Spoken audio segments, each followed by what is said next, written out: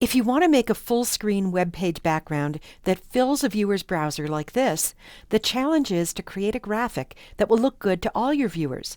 The same graphic will look different in a web browser depending on a viewer's screen resolution and how wide the viewer stretches out his or her browser. Of course, you want to design a graphic that looks good on screens and in browsers of various sizes. To help you do that, we've included in the exercise files this file, browsersizes.psd, that's designed to help you visualize how your full screen graphic will look on different size screens. Here's how to use it. First, you'll want to create a full screen background that is at least as big, if not bigger, than most of your viewers' screens. Here I have a full screen graphic that's 1024 pixels wide by 768 pixels tall. Now that number isn't written in stone. As monitors and screen resolutions get bigger, that number is consistently growing. So the best thing you can do about that is do a little market research to try to figure out the screen resolution at which most of your viewers' monitors are likely to be set, and then make a background that's at least that big. I've got both my full screen graphic and the browsersizes.psd documents open. To see them both together, I'll go up to the Arrange Documents menu and I'll choose this 2-up view. I want to make sure that the single layer in both files is selected, so I'll switch between them and just check that.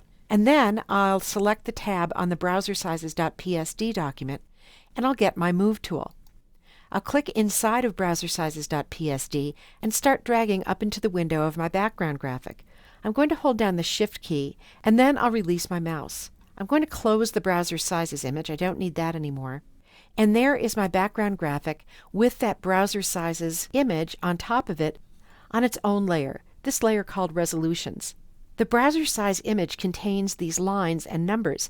The lines represent common screen sizes, and they're on a layer with transparent pixels so that I can see down through to the graphic on the layer below.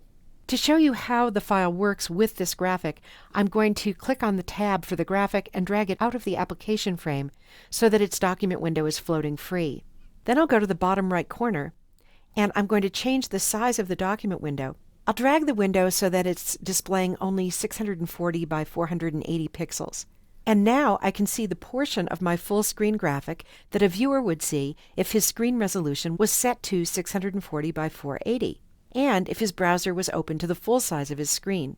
Or he'd see the same thing if his screen resolution was set larger than that, which is likely these days, but still, he hadn't stretched out his browser window, so his browser window was only showing about this much of the background. And then I can also check what the viewer will see at 800 by 600 pixels and what he'll see at 1024 by 768 by using that resolutions layer as a guide. And as you can see, at each resolution, the background image looks very different. After I've made use of this resolutions layer, and I've decided that yes, I do like this background image, it's time to optimize it for the web in Photoshop. At that point, I want to either delete the resolutions layer or make it invisible by clicking its eye icon, and then it won't be included in the optimized graphic. I would then optimize this full screen graphic in the Save for Web and Devices window.